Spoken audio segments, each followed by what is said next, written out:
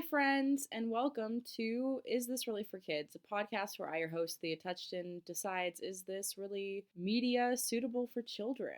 And I gotta be honest, I'm coming to you on this podcast today in a very weird space right now. I spent like a lot of time on a phone call with my aunt, and she's been very angry about politics. I think a lot of people are, no matter what side they are. But she went on a rant about they, them, and she labeled it as delusional. And I identify as a they, them. So it was a very weird conversation. And I'm not putting this on the podcast to shame her. I'm just letting you know that I'm looking at it from the space. And I think it's going to be a very, very interesting one, because the show that I'm doing today, or the movie rather, is Everything Everything, which was also a book, which I will admit I didn't read. I usually like to read books, but I'm just kind of out of the space where, like, I'm 26 now, almost 27. I don't really relate to young adult novels the way that I did when I was a teen. And even when I was a teen, they felt really unsatisfactory, but I didn't really understand that, like, self-help books were really fun, or that there was so much, like, not boring nonfiction books. And so I don't really read fiction anymore because I just have my own delusions, one will say, just to make a dark joke. But yeah, like, I guess I feel like I already have an active imagination that I don't really, like, always detour in somebody else's. So going with that in mind, I don't know if I could have found somebody who's read the book Everything Everything and have them on the podcast. So it just is what it is. Sorry, it's only a 2-page review, and I don't know if it's that popular of a movie, but here we go, getting into it. So Everything Everything is a coming of age story about a teenage girl, Maddie, suffering from a life-threatening immunodeficiency disorder. And she is unable to leave her house because of how severe her disorder is. And so she just dreams of being different from who she was told she was had to be. You'll see why this is very telling, and maybe why I told you about that in the beginning. To me, I know this isn't horror, but I feel like the reality of this is very horror. It's that, like, horror sci-fi sort of thing. And it's very, like, light horror, but this is a children's podcast, and I'm not necessarily full on going into adult horror. So Maddie is about 18, which means she has lived almost 18 years of this in her life. She spent her whole life indoors because she has a diagnosis of severe combined immunodeficiency, SCID, SCID. Basically, any contact with the outside world puts her at risk of a fatal infection or allergic reaction. So her house is elaborately sealed with an airlock at the front door. I also really wanted to do this movie on the podcast because I felt like it was a very good COVID movie in a weird way. Like, if you're feeling like what's going on with that, this is like a movie to watch. It's just like I think it's, like, relatable in a lot of ways, given where we are, of, like, air, clean stuff, like, just, like, being so health conscious and germy, and what the, like, one side of this would be like if you lived in a space like this. Obviously, this is, like, an exaggeration, and most people don't live in a space like this, but here we are. So first off, another thing that's weird is, like, her clothes is that she just wears 100 white t-shirts, like, that's like her uniform, I guess, because their clothing has to be sterilized even from the outside, because if she goes outside she will die. She's essentially allergic to everything, and her immune system sucks. She just doesn't really have good fighting cells. So Maddie lives in this house with her mom, who is a doctor, and she has this help from this nurse, Carla. Her favorite room is this glass room where she can see, like, she's outside, but it's glass, essentially. Like, kind of like just like a see-through glass room where she can be by nature. Don't worry if you're like, wait, but only her mom and her nurse, that's only 2 people. And don't worry, she also has a support group who is also sick. So Maddie just feels really trapped by her illness, and she feels destined for a life of just solitude, routine, and loneliness. She tries to mix it up by, going on the internet, exercising, reading, and then writing reviews. And she is really into architecture and astronaut. Most kids with her disease don't make it past 2, and she's about to be 18. When she was little, she had like 8 ear infections and couldn't gain weight. Then she is intrigued because Ollie is moving next door. She also plays like a phonetic scramble. Her mom sends a bundt cake over to the neighbors, and she ends up texting the neighbor boy, who immediately, as a teenage boy would, right? Because they don't not always have the best mindsets. He asks if she is pregnant, which is just like cringe, but I'm assuming that he's like, this is really weird that you live like this. Like, I don't really, it's pretty wild. Like, nobody questioned it. They're just like, yeah, this is, you live like this. That means something. Like, you know what I mean? They're like, yeah, it sounds legit. And it's kind of that, almost like the Stanford prison experiment of like people just listening to people because they're in a lab coat, you know? Like, that psychology of that. And like, not to say like doctors do have like an earned respect. There's obviously a lot of education and a lot of hours, but you know, obviously things can deter and like mess up kind of that education as well. And it's just that thing of like, you know, like you'll just listen to a doctor and automatically trust what they say. And I hope that doctors know that they carry that weight, you know, because that's a lot of power. Personally, I'm a bit nervous about Ollie because his favorite book is Lord of the Flies, which I'm like, run. Like, that to me is a red flag. Like, that book is disturbing. Why is that your favorite? That's frightening, honey. So Maddie opens up about how her dad died in a car accident with her brother. Very tragic, and that sucks. I am very afraid of car accidents, honestly. I really like the way that they handled the text conversation in this, and it kept the convo in the house design, and it like let you read the actual text message itself, and it really got that sort of like when you're really vibing with somebody over text. It really did nail that down, which I see like a lot of times somebody will just get one text and it's like a drama thing, or like when they're texting somebody it's like kind of cringe awkward. And this one, I think, like, it got every beat of how a text conversation is very right, and they do have like a little chemistry together. I don't think like the acting's flawless. This isn't the best teen movie I've ever seen in my life, I will say, but I will say like it does its job, right? It does its job. They do have chemistry. I've definitely seen so many teen movies where they don't, and it's incredibly awkward and rough. And we do see Ollie, and Ollie really does make Maddie come more alive. And I think part of it is in this early interaction, you know, you're hidden behind your text keyboard, you know? And so you have this like anonymity. It's like easier to confess a secret than in person. I feel like I am in actual text box conversation in person, because that's kind of how I think I learned to talk to people a lot, was online. And it's also like it's easy to be more vulnerable in writing than in speech often, because I know sometimes when you speak vulnerable things your voice cracks, and then you're all insecure about that as a human. And so because Maddie has this deep desire to be normal, right, she wants Carla, the nurse, to meet Ollie in person, to bring Ollie over.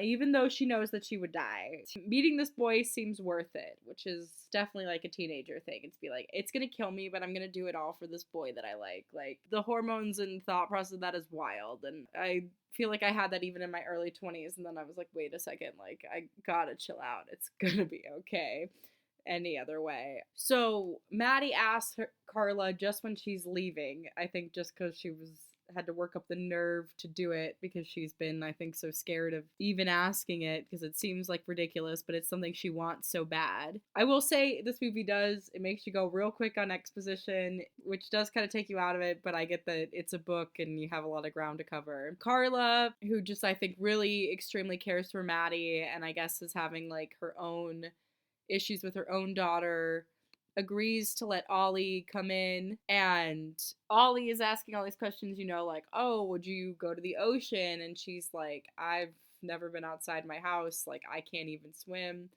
but she can do handstands. So the agreement is that they will not touch each other, and that way she won't get as sick. So they decide in a week they'll see if she's okay. So on 4th of July, she's with Ollie. She wants to go see this eclipse, and her cells are renewing in 2 weeks. It doesn't seem like they're holding on any sickness, and she starts to think about, you know, maybe kissing, right? Because she is a teenage girl with normal human desires, forced to live this apocalyptic sci-fi life. Things come to an escalation though, however, when she sees Ollie getting punched by his dad because his dad drinks, and her mom is home at the time, and she runs out of the house because she really cares about him to intervene in a fight between her. And then her mom finds out about the visits and fires Carla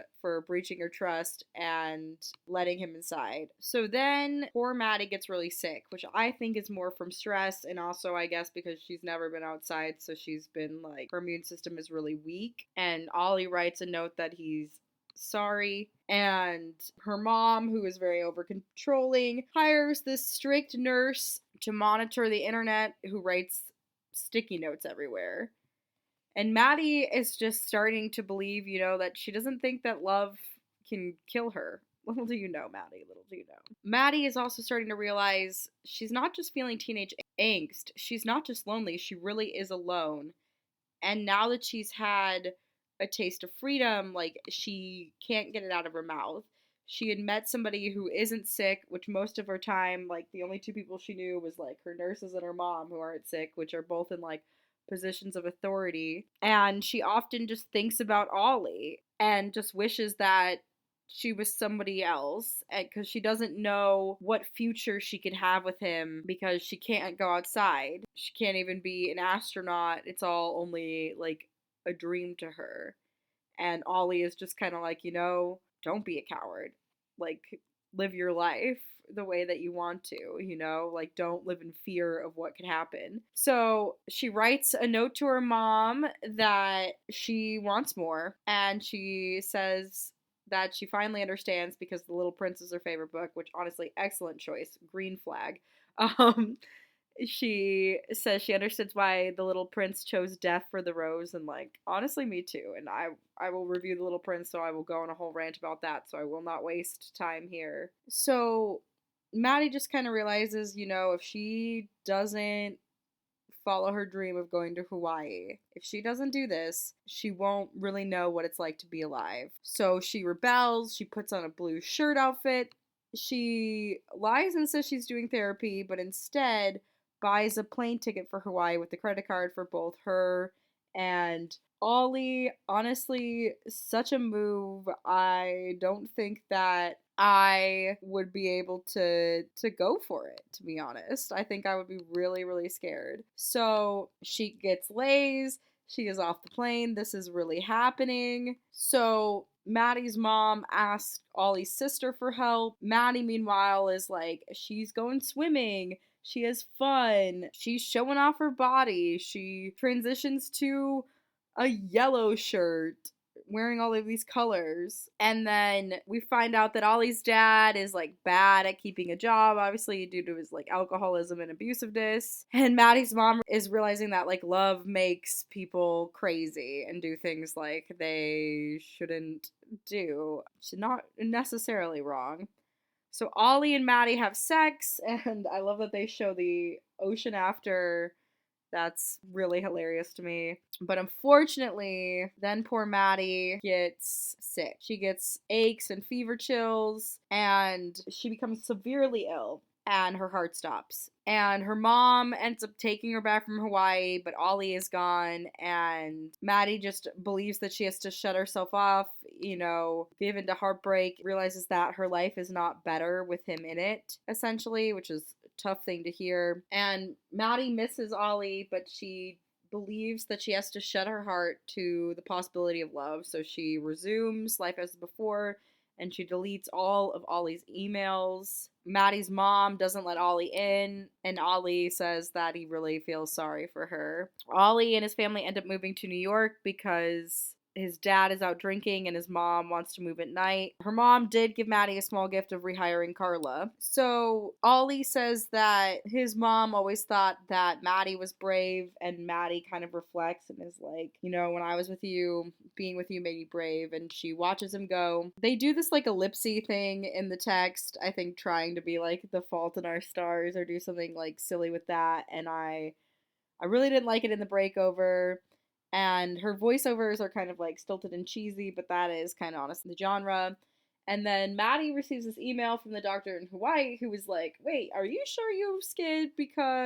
Because you need to maybe talk to a doctor who's not your own mom." And he's like, if you had had that immune system, you would have suffered more. And then Maddie is just like, "Wait, what?" And she goes and she searches her mom's office, and she finds that there's no record of a SCID diagnosis, nor any records of the years of treatment. And a specialist that Carla contacts confirms that Maddie doesn't have SCID. And the shock and grief that Maddie's mom had over losing her husband and son in the car accident expressed itself as this need to protect Maddie from all of this harm. I really can't imagine, and I think this is a really prevalent story because I think a lot of mothers do this to their daughters, overprotect them in their anxiety, and I totally get it because this world is scary and makes people anxious. But it is hard because Maddie has been prevented from going out into the world believing that she would be harmed basically if she was choosing to lead her own life, which is such a comment on femininity. Honestly, the writer who wrote this was a little genius with this twist. And Carla, is like, "Come on, forgive your mom, you can understand." And her mom is kind of begging her. She's like, "Please, you're all I have left. I can't lose you." And Maddie is just mad because her immune system is underdeveloped. Her mom is like, "It is true that you got sick after your brother and dad died." And she was like, "I'm sure it was something else, not just allergies to stay away from." And, Maddie really wants to forgive her mother, but she's still in grief about everything that she has missed. And she concludes that, nothing can be everything because that's how the life that she lived. And taking in her mother's loss and stuff, she realizes that also everything that her mom believes that she had can become nothing. And Maddie does choose to forgive her mother, but she is moving on to begin her life. And the story ends with Maddie reconnecting with Oliver over The Little Prince in a bookstore in New York. And she loves that book because its meaning changes every time she reads it, which is kind of how she feels about life. So, yeah, that's everything. I didn't read the book. Let me know if you did and what you thought about it and if there were any differences in the movie. It's a fine movie. I was really compelled with the story. I definitely related to it in some ways of just being controlled and not being allowed to express yourself in your fullest way and having a disadvantaged life due to what somebody mistakenly thought was love in their own anxiety and mental illness. I also want to applaud that they made the main girl in this black or mixed or just a person of color. And I feel most of the time in young adult novels, it's always two white people. And I'm glad to see that there's becoming more diversity in young adult novels because it adds a whole nother layer to which I'm not black. I can't speak on it, but it probably is really powerful in that dynamic. I haven't had a black mother. I can't say what that experience is like because I just haven't lived it. And that's for somebody else's to share. And I would love to highlight any black creators who kind of tell their story if it was similar to the metaphor of this. I would love to feature you some way. I can always edit you in here or just even have you on my Instagram. Just let me know in the comments below. You can follow me on social media to talk more about this movie. I understand if you didn't think it was quite a horror, but to me it was in a lot of ways. It was light horror, and this is my 13, and I'll go into more horror things in my 31 days of Halloween, which will hopefully be next year, if not a coming year after that. So thank you so much for listening to Is This Really for Kids? Season 2, and would love it if you followed me on social media and if you have some money to donate, because who knows what's going to happen with my coming out conversation. And I'm just have been really trying to be independent for that very reason. So appreciate and love you all and hope that you are living a life that is everything you wanted. All right, goodbye. Have a good one.